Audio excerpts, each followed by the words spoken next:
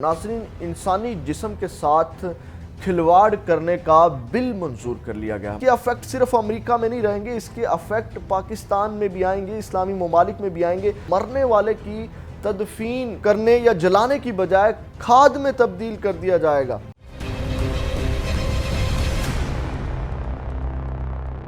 अस्सलामुअलैकुम, मैं हूं गुलाम रसूल भट्टी और आप देख रहे हैं खबर पॉइंट। नाज़रीन, इंसानी जिस्म के साथ खिलवाड़ करने का बिल मंजूर कर लिया गया। मरने के बाद इंसानी जिस्म से कुदरती खाद बनाई जाएगी और जो इंसानी जिस्म होगा उसको कुदरती खाद में तब्दील करने का कानून मंजूर कर लिया गया है।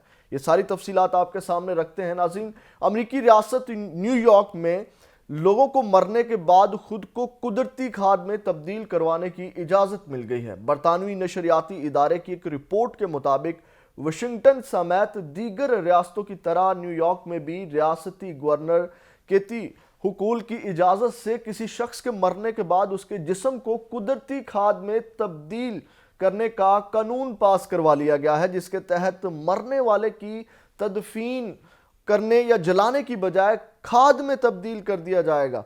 और इसके अलावा उस मट्टी को उसके प्यारों को दिया जाता है, जो कि आपको पता है कि अक्सर जो है वो जलाने के बाद या तदफीन के बाद उसकी मट्टी जो होती है, आपको पता है कि हर मज़हब के हिसाब से अलग अलग वो सारी तरीक़ाकार होता है। तो इसी तरह उन्होंने कहा कि इस मट्टी को प्यारों को दिया जाता है, जो कि पौधों, दरख्तों और सब्जियां उगाने में मददगार साबित होती है। जब उसकी खाद बनाई जाती है तो वो कहते हैं कि प्यारों को दे दी जाती है, फिर वो जाकर के उसको इस्तेमाल करते हैं पौधों में, दरख्तों में, सब्जियां उगाने में, तो मददगार साबित होती है। अब मैं आपके साथ ये स्टोरी क्यों शेयर कर रहा हूँ, क्योंकि ये बड़ी ख़तरनाक स्टोरी है।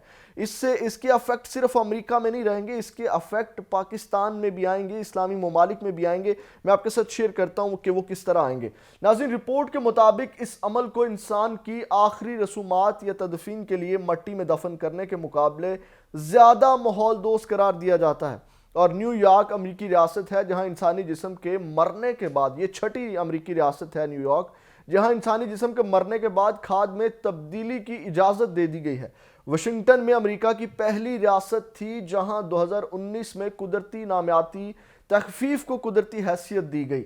नाज़रीन, ये खबर आपके साथ क्यों शेयर कर रहे हैं? ये जो तहकीक आई है, ये जो खबरें गर्दिश कर रही हैं सोशल मीडिया के ऊपर, ये एवं नहीं कर रही, इसका असर पाकिस्तान में भी पड़ेगा।